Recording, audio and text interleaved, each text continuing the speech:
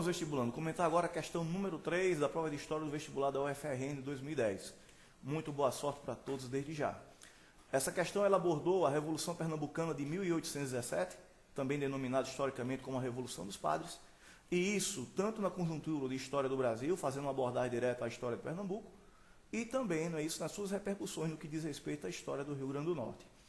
Uma primeira coisa que você teria que colocar em observância é que a Revolução Pernambucana de 1817, ela se localiza exatamente em um contexto específico. O contexto que nós chamamos exatamente de período joanino, que foi derivado da fuga da família real portuguesa, da corte portuguesa para o Brasil, em decorrência da invasão sofrida por aquele país pelas tropas napoleônicas. Há de se lembrar daquele contexto gerado, não é isso, pelo chamado bloqueio continental decretado por Bonaparte contra a Inglaterra em 1806.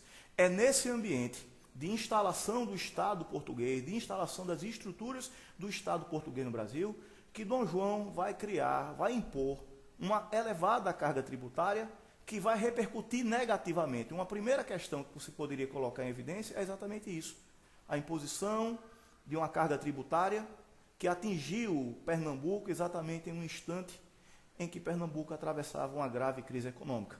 Essa crise, nós lembramos, foi muito vista em sala de aulas, alunos de ciências aplicadas, não é isso? Ela foi derivada de dois pontos fundamentais. Ainda os efeitos da grande seca iniciada no ano de 1816 e a queda dos principais produtos, as bases da economia de Pernambuco, que era exatamente a cana-de-açúcar e o algodão. A queda desses produtos no mercado externo, e isso no momento que Dom João resolveu instituir, não é isso? Um aumento da carga tributária. Lembrando a vocês que esse aumento da carga tributária está diretamente relacionado à necessidade de cobrir os custos da instalação do Estado português no Brasil, o luxo da corte portuguesa e até os gastos com a invasão da Cisplatina. Eram elementos que vocês poderiam citar nessa resposta.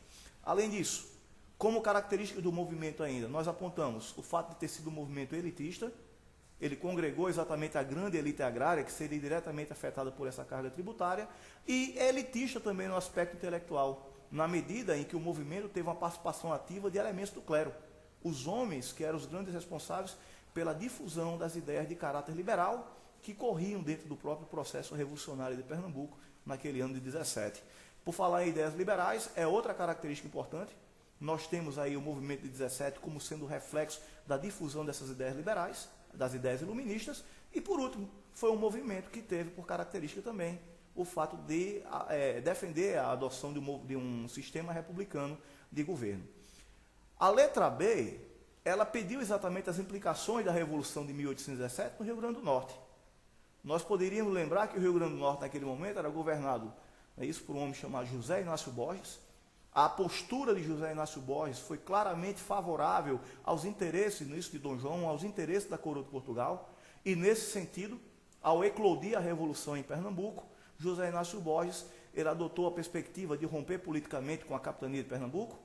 Ele, nesse caso, instituiu uma alfândega de caráter provisório aqui no Rio Grande do Norte, passando a recolher, a reter aqui o dinheiro dos impostos arrecadados para a coroa de Portugal, e, por fim, tratou de organizar a resistência caso a revolução, isso se espalhasse em direção ao Rio Grande do Norte. É nesse sentido de organização da resistência que nós apontamos, que nós já vamos direto para um segundo elemento que pode ser colocado nessa resposta.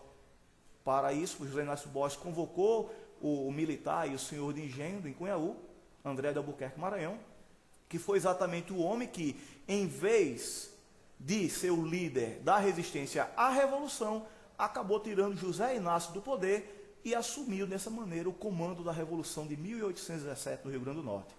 Há de se lembrar que o governo de André de Albuquerque Maranhão foi um governo marcado pela falta de realizações, um governo sem apoio popular.